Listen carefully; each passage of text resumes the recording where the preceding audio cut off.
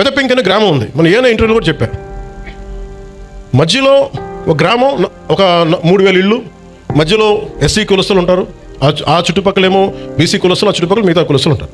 ఆ ఎస్సీ వీధుల్లోకి ఇటు అటు బీసీలు రావడం వల్ల వీళ్ళ వీధిలో నీళ్లు మూవ్ కాకుండా ఇక్కడంతా కూడా స్ట్రక్ అయింది సార్. అంటే ఓన్లీ బీసీసీ ఉన్న వీధిలో కూడా ఉంది సార్ సివియర్ గా వాస్తవానికి, బట్ ఎస్సీస్ ఉన్న వీధిలో కూడా ఉన్నాయి సార్. అంటే ఇవి ఏంటంటే అంటే ఇవన్నీ అంటే స్టాగ్నేట్ అయ్యి ఎస్సీలు ఉన్న ఏరియాలోకి వచ్చేసింది మొత్తం.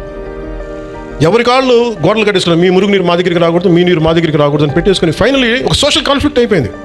దాన్ని ఎలాగైనా చేయాలి. నేను ఒక టిపికల్ రాజకీయ నాయకుని అయితే, మీరు ఎస్సీలని మీరు దూరం చేశారు, నేను బీసీలు అనాలి, బీసీలనేమో మీరు చెప్పి ఓసీలు అనాలి. నేను అవన్నీ ఏం చేయలే. It's a simple violation. అది పంచాయతీ చేసిన తప్పులు ఇవి. మీరు పంచాయతీలు కట్టినప్పుడు, మీరు లేఅవుట్స్ చేసినప్పుడు మీరు మురుగునీరు సౌకర్యాలు కల్పించాల. రోడ్ల మీదకి ఎన్క్రోచ్మెంట్ జరిగినాయి. విజయనగరం కలెక్టర్ గారితో కూర్చోబెట్టి it took me 2 months to break it and to find a solution. నేను కాస్ట్ గొడవలు పెట్టలా, కుల గొడవలు పెట్టలా, కులాల గురించి మాట్లాడాలా. It is simply administrative issue.